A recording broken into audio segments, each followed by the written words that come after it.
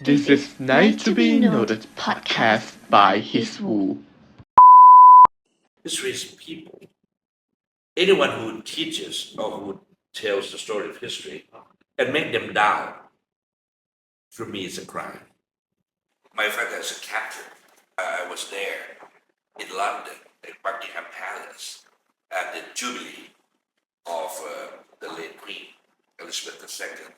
Technologies and history go together as far as humans need them. We are very excited today, meeting one of the most well-known politicians of Thailand. Some of which may know him from his work in the past, but what do we know about his passion? He's a skilled person who loves history. Let's hear from him. คุณจักรภพ เพ็ญแข This is Nice to be Noted podcast by HISSWU. With us, Nice and Note from History Department, Srinakharin Widol University.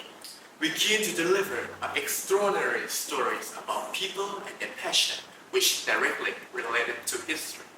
We would like to share to everyone that everything is from history, even the thing that did not seem to be. Little we know about him is his passion is who love history, which is also a skilled person, which we have to talk with him today. If you could tell briefly of yourself and how you familiar with history. Well, thank you very much for having me here. For Note and for Night, we're now launching something which is also in my heart, the role of history in humans' lives. I consider myself a journalist who became a politician and assumed some functions and positions in life and in the country according to what I can do, what I can learn to do. I believe that I am a learner. I combine what I learn and the experience I receive and the history that I study together, and they become one. I don't know which and which anymore.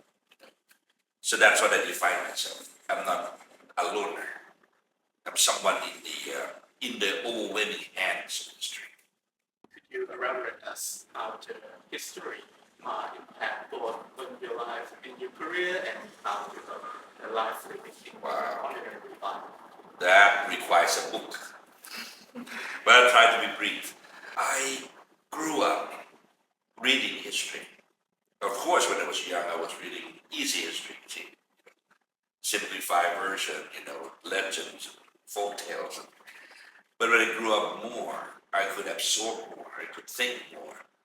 So I started to go to the root of those stories. Always stories to start with. And then we go to the root of the story to see what it means by, let's say, we heard Krung Varanasi as a youngster. And now when I grew up, I want to know, is it real? Where it's located, you see? So I studied Varanasi or Varanasi in practice. That's how I catch up with history, or history catches up with me, either way. So history, for me, came to me as books, as documentary videos, as someone who experienced those histories firsthand. At the time, the restrictions were not so strict, you see. My father is a captain, can't possibly put a son, 10 years old, 11 years old, whatever, in a back seat, which was reserved for, we call it, flight instructor. Because every 6 months, pilots have to be tested, their knowledge and mindset, everything. So I was seated in that seat. And from that seat, Paris, Tokyo, Frankfurt, London, Singapore, Hong Kong, not bad, huh? You try around the world. Yeah, without paying so much. But now it's not possible anymore. So I started to extend my knowledge of history through my direct experiences. Now it's so direct.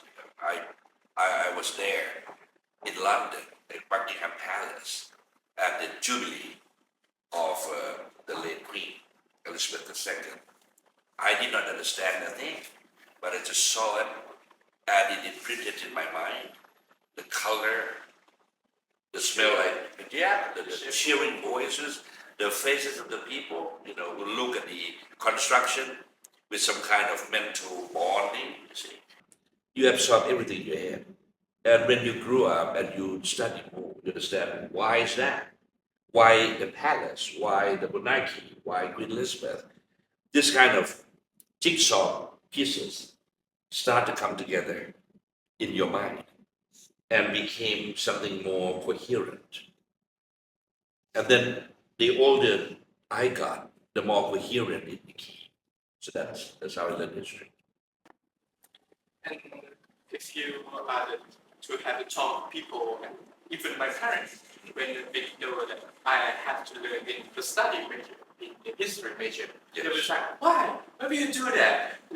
Today is the world of AI, the day of technology. Why will you go back to something in the past? What did you say? What did you say? What's your answer? I say that I didn't know at that time, but today I have asked that we have the soft skill to do everything we want. We can explain, we can research it about something, and we can tell people that it's the story or whatever you put in that. Maybe car, maybe story, maybe there's someone that you can tell that it is so it's infatuating for me to learn that I have this skill now, and I have to tell that I won't. I would say I won't talk to tell that I am the student of history.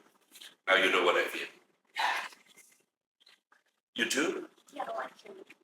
Like my father also asks like his parents, why you study like this? Why you choose history? But because I love to study the thing from the past. And I feel like I openly that I say that everything is from history. You see? Yeah. The three of us are the same way. When we love something, we cherish it, right? No one forces us to read anything. I'm a bad example of a student, actually. When my teacher assigned me a book, it's a forced assignment, so I don't want to read it. I read something else. Yeah. And when I finish that semester, I go back to that book and read again. So I think one of the learning experience is, how would I say, willingness, willingness to learn. History should be a free flow like that. History should be live. In other words, anyone who teaches or who tells the story of history and make them down, for me, is a crime. Because history is not down. History is not, bricks or floor. History is people and how we interacted with places and environment, each other, happiness and suffering, how we deal with those. I think that constitute history for me. Become reason to us to not repeat itself, you might say. It becomes real to the point that you don't want to fall into the same trap. Why would we, right? I mean, they say that when you make one mistake, you are normal. When you make the same mistake twice, you start to be a little abnormal. But if you make it more than 2 times mistake, then you are insane. And do you have any comment or recommend that how history that important to technology years? Oh yes. Well, technologies themselves are history.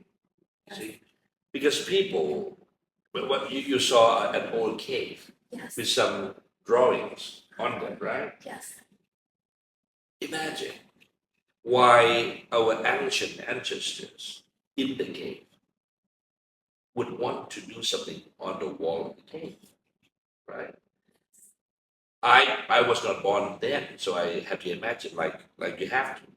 So imagine that someone look at the wall or think about their lives and want to show some expression, some feeling about it, or tell the stories. Some cave stories are well preserved by those drawings. You saw those drawings and you can tell the whole story of their lives back then. How they hunt, how they preserve food, how they cook, how they share food, how they met a tiger and ran back to the caves, or how they fell into some kind of hole and hurt themselves. It was depicted on those. I call that technology. Because technology comes from what humans think about the tools that they can express themselves. or can improve their lives in some way. In this case, they want to tell stories. But how to tell stories? There's no paper. There's no computer screen. So how would I tell stories?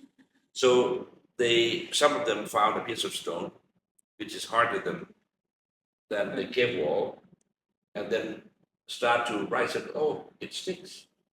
It draws, right? So they start to paint. This is what I look like. This is what my husband looked like. This is what my son and my daughter look like. This is what the tiger looked like. And then stories became more alive. So technology and history are together. For me, it's not one after or before the other. They come together because you need technology to live your life. Today we have mobile phone, we have a little computer, and I believe that maybe in 5 years they might operate and put the phone in our hand. You don't have to Or maybe take the something phone. in our, Yeah. our brain. Because you don't have to use it. The problem is that why we would need something like that. We need that because we feel like our lives depend on it now. We imagine yourself now when you forget a mobile phone. I don't know about you, but I feel like I didn't bring my arm. Yeah. Or I forget my leg. If I didn't bring that, right? Yeah, me too. That's technology that was not relevant to me 20 years ago. But now it is. Now it is. So I would say technologies and history go together as far as humans need them. And the need would be transformed over time by different needs. And I was called Japan. It's exile when he left the country.